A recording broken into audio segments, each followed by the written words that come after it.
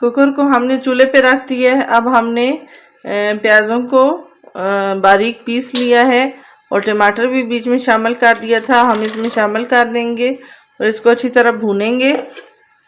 अब इसमें हम मसाले शामिल कर रहे हैं। हल्दी हम इसमें डाल रहे हैं half tea, red chili flakes डाल दिए हाफ़ टी स्पून, रेड मिर्चें डाल रहे हैं हम, लाल मसाला हाफ़ टी स्पून, नमक डाल रहे हैं हम हाफ़ टी स्पून और हम इसको अच्छी तरह भून लेंगे। ये हमने कबाब बना के फ्रीज़ किए हुए थे। अब हम इनको इनमें से निकाल के तो एयर टाइट बैग्स में डाल देंगे और फ्रीज़र में रख देंगे दोबारा से। फिर जब आपने यूज़ करने हैं तो आप फ्राई करें और यूज़ करें। ये देखें जी, मैंने इसको एयर टाइट बैग में डाल दिया है और अब मैं इसको दोबारा से फ्रीज़र में रखने लगी हूँ। जब ज़रूरत आपको हो तो फ्राई करें और इस्तेमाल करें। कबाब की रेसिपी मैंने पहले से आपसे शेयर की हुई है। ये मैंने बना के फ्रीज़ किए हुए थे। आपको इसकी रेसिपी आई बटन में मिल जाएगी, वहाँ से आप देख सकते हैं। देखें जी, मसाला अच्छी तरह भुन चुका है। अब हम इसमें शलजम ऐड कर देंगे।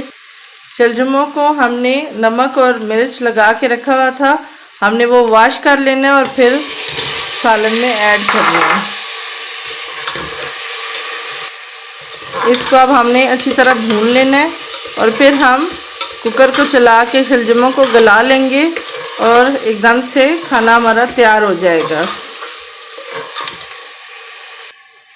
पानी हमने ऐड कर दिए और अब हम कुकर बंद करके चलाने लगे हैं और फिर मिलते हैं आपको खाना तैयार करने के बाद। हमारा यमी सा मज़े का शलजम का सालन तैयार हो गया है। मैंने इसको हरी मिर्च और मेथी डाल के थोड़ा सा देर दम पे रखा था और सब्ज़ धनिया काट के ऊपर से डाल दिया था। बहुत ही मज़े का सालन तैयार हुआ है। आप भी मेरी रेसिपी से ट्राई करें और एंजॉय करें।